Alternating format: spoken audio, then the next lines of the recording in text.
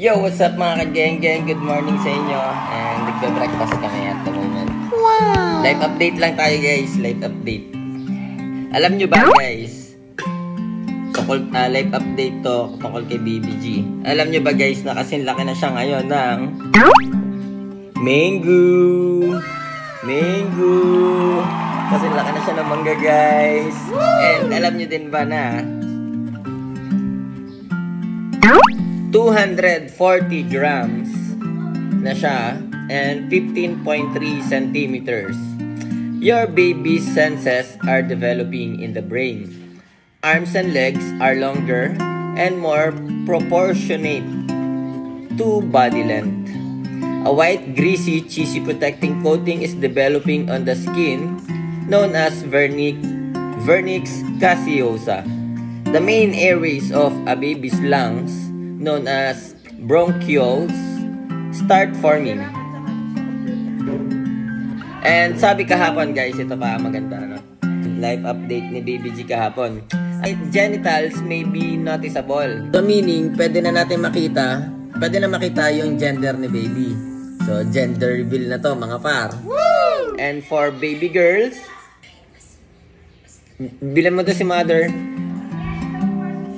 And for baby girls daw guys, the fallopian tubes and uterus are now in the right place. Kung babae. Lalaki. Woo! Ano bi? Lalaki, babae? Ano? Lalaki, babae? Lalaki, babae? Ate Kankan yarn. Mother gang! Ano, lalaki, babae? Ha? Vice ganda? Wait. Pero okay lang kahit ano mangyari. Kahit anong mangyari, kahit maging sino ka pa, ikaw pa rin ang baby G namin at ang bunsong kapatid ni Ate Kankan. Sheesh. The unique fingerprints on fingers and toes have formed. Taste buds begin to develop. So, nabubuo na daw yung nagkakaroon na ng panlasa si baby boy or girl. And now, your baby can hear from you. So, naririnig na tayo ni baby, guys. Naririnig na niya tayo. And are you ready to say your first word to your little one? Wow. Ano kayang first word na gagamitin natin, guys? Comment down below. Good morning sa lahat. Galaw lang, galaw.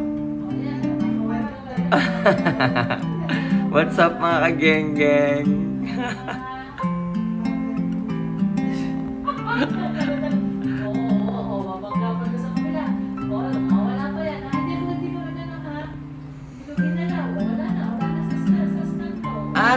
Nalipat po siya ng pwesto din.